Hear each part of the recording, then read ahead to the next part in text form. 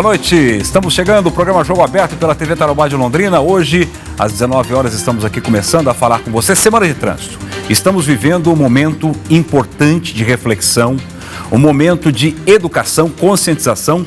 E eu estou aqui com o presidente da CMTU, Marcelo Cortes. Boa noite, Marcelo. Prazer em te receber aqui de novo. Boa noite, Fernando. Boa noite a todos. Sempre um prazer voltar aqui e a gente poder falar um pouquinho da nossa cidade. Eu tive que trazer você aqui, Marcelo, no espaço, porque na primeira hora realmente está muito apertado. Porque nós tivemos aquela fatalidade lá no distrito de São Luís, nós tivemos atropelamentos na cidade de Londrina, em plena semana do trânsito. É isso que me chama a atenção. E a pergunta é inevitável, Marcelo. Qual é a reflexão que, como agente público, como autoridade, eu sei que às vezes, mesmo conhecendo os fatores que levam ao acidente, serem fatores humanos, na grande maioria, esmagadora maioria dos casos, eu sei que vocês, como agentes públicos, também sentem aquela dor, assim, puxa, o que nós poderíamos ter feito a mais para tentar diminuir isso? Na verdade, Fernando, a gente acaba até se angustiando com essa questão, né? Porque nós entendemos que a conscientização, a educação, ela poderia ser um fator a modificar essa questão, porque está intimamente ligada à nossa ação no trânsito, como nós nos comportamos. E esse comportamento é o reflexo. Se você se comporta de um jeito na vida, você vai se comportar no trânsito. Exato. E às vezes a gente tem que tomar um cuidado que o nosso comportamento no dia a dia, ele se reflete no trânsito. E essa Semana Nacional do Trânsito, a gente tem como objetivo a escolha pela vida, né? E a gente tem investido nisso, que as pessoas parem e se conscientizem e pelo menos façam uma reflexão de como elas agem no trânsito, seja como motociclista, como ciclista, como motorista, ou às vezes como pedestre. E a gente tem tido, infelizmente, alguns casos até emblemáticos e uma pena na semana de trânsito. Mas é aquilo que precisa ser feito, Fernando. Primeiro, educação, conscientização. Nós temos que fazer essas ações que nós fazemos sempre, todos os dias nós fazemos. Temos com as crianças também. E, logicamente, aí nós partimos também para a fiscalização e, se necessário, a autuação. Isso também está intimamente ligado à forma como nós nos comportamos como sociedade. Às vezes a sua necessidade do outro cidadão, parece que a do cidadão é maior que a sua. A pressa é maior, quer dizer, todos nós queremos chegar em casa. E nós temos que ter a reflexão que nós queremos sair e chegar em segurança. E a gente tem visto, às vezes, alguns acidentes que são até inexplicáveis do ponto de vista das pessoas estarem naquela velocidade, daquela forma, naquele local. Chega a assustar até o comportamento de algumas pessoas. Mas nós temos que ter a nossa ação. A nossa ação é para proteger o cidadão de bem. Aquele que cumpre as regras, aquele que quer chegar em casa com segurança, aquele que vai buscar o filho. Às vezes nós temos dificuldade, nós vamos fazer um grande trabalho agora na saída das escolas. Nós temos tido grandes dificuldades na saída das escolas. Qual tem sido o problema, Marcelo? As pessoas param em fila dupla, descem do carro.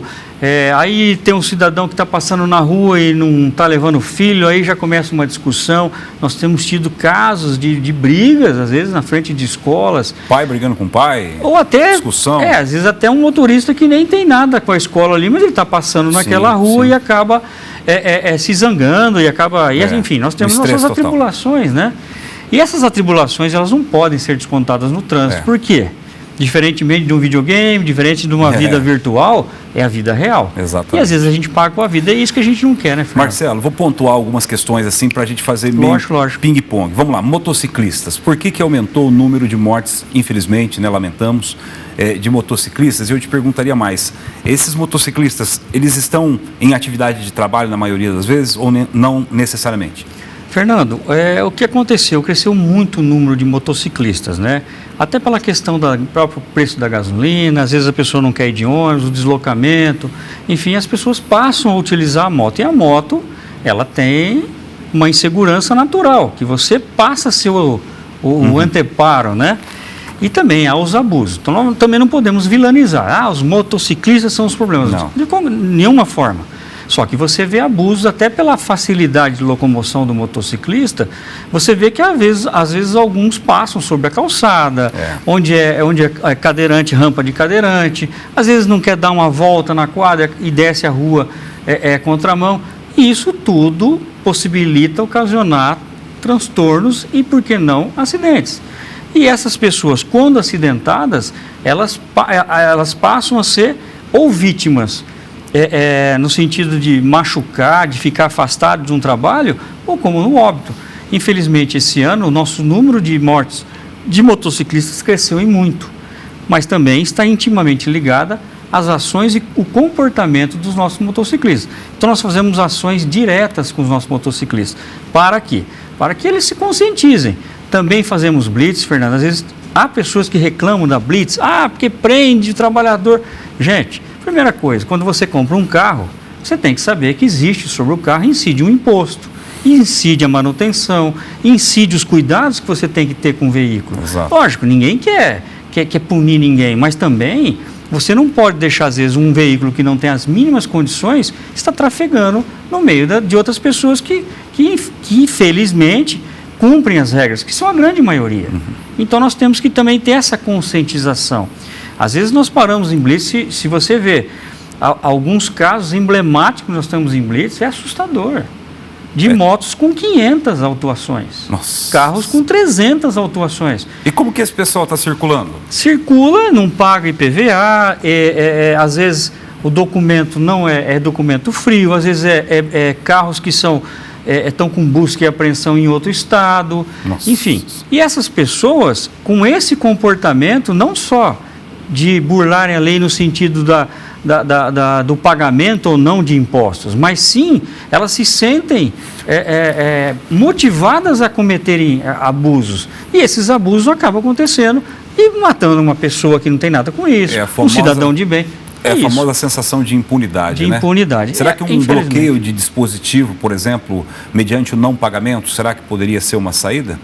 Bom, o que nós temos feito é que hoje as nossas blitzes elas são antecedidas por um aparelho que faz a medição. Sim. E faz a leitura na placa, se tem alguma condição. Hoje o carro ele é parado somente naqueles casos em que há um problema naquele veículo.